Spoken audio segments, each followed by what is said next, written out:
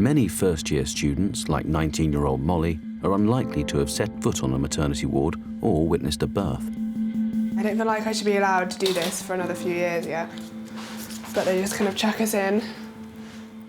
So all I can really do is what they show you on film, breathe, breathe. That's it, really. I saw someone have a cesarean section on TV, on casualty the other day, and it did scare me a bit. And that's completely fake, so I'm not looking forward to that. I don't know how I react in theatre. That's one of my worries. Because I've seen a birth before, and I've seen the crash team have to come in to a birth before, but I've never seen anyone be sliced open yet. So I don't know how I react to that. It's a bit squeamish of that, I think.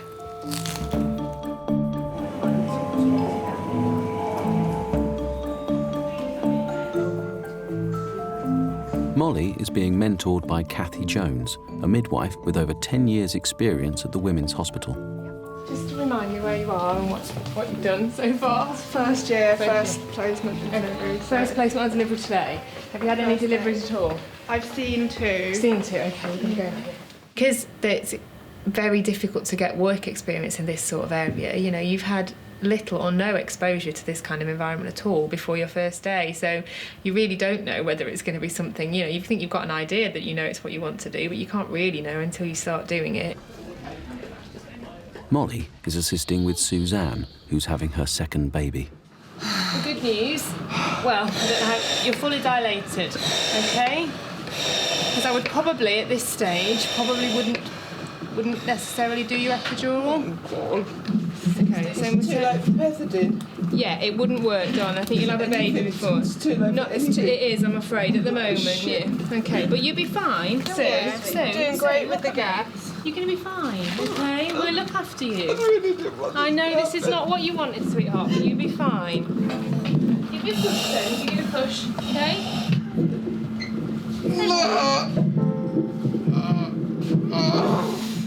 Hi Suzanne, my name's Dr. Shearer, my registrars. So the baby's heart rate's still quite low actually, Suzanne. Yeah. Okay, so I think what we really need to do is get the baby delivered. The doctor will help Suzanne deliver her baby by ventouse, a suction cup placed on the baby's head.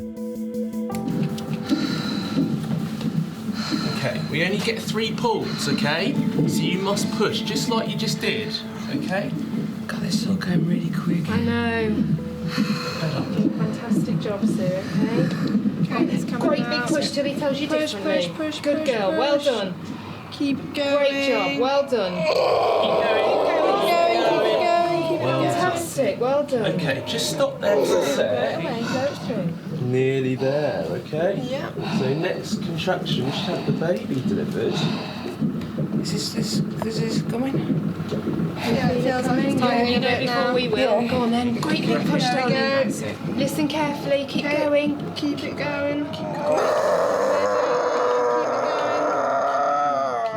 Well done, Sue. Doing brilliant.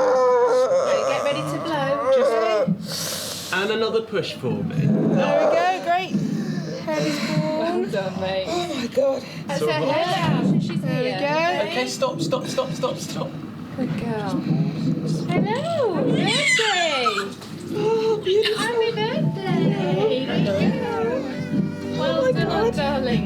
There we go. 9 minutes past 5, okay? Oh my God. Well done. Well, superstar, well done.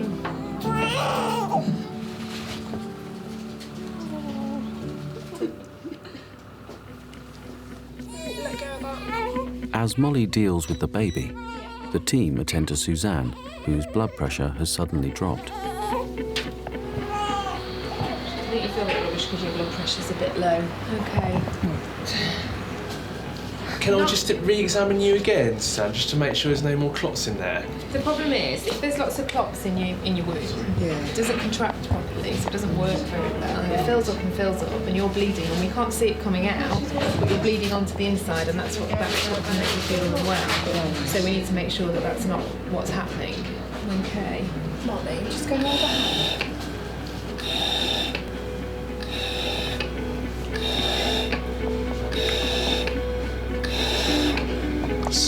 Suzanne, you're doing great. There's clots in there. Lots. Keep that arm down there. Suzanne is hemorrhaging, a rare complication that can happen after birth. The team must get the bleeding under control, or it could prove fatal. Suzanne, are you okay? You're shaking, you've just got quite a bit of adrenaline at the moment, it's okay.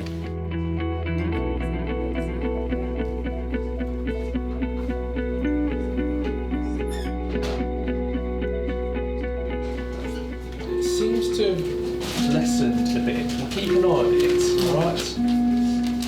Suzanne kind of went very shaky and pale, and her blood pressure went down loads, and her heart rate kind of raced up. That was quite scary, just because I knew that low blood pressure, and with the amount of blood that she'd lost, and with the raised heartbeat, that there was something definitely wrong. In an emergency situation, everyone's busy doing what they're doing, and they kind of explain it to the students after.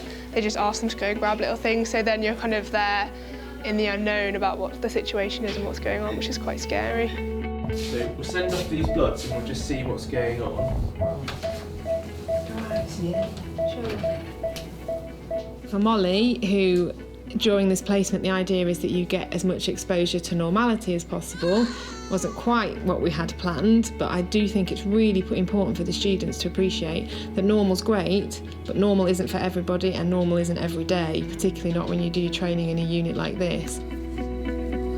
It's kind of taught me not to kind of trust the situation until it's properly safe and handed over, that you can't kind of relax completely and think that everything's okay. Even if they look fine, they obviously aren't always all right.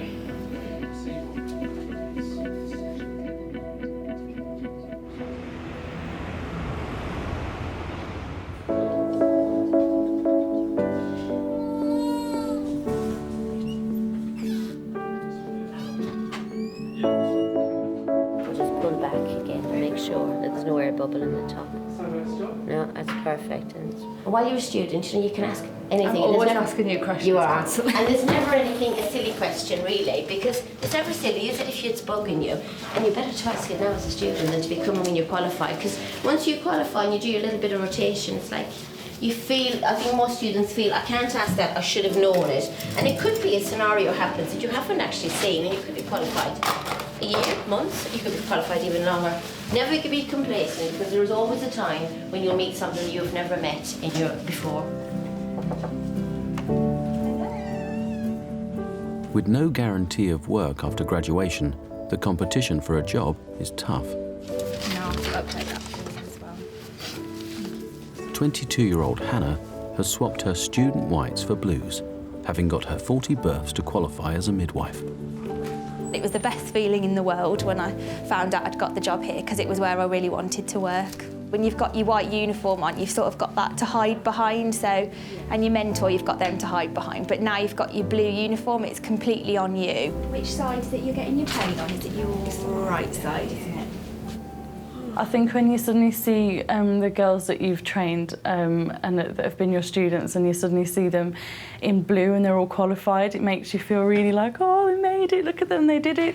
And you know, because you've done it yourself, what they've been through to get there and what they've achieved.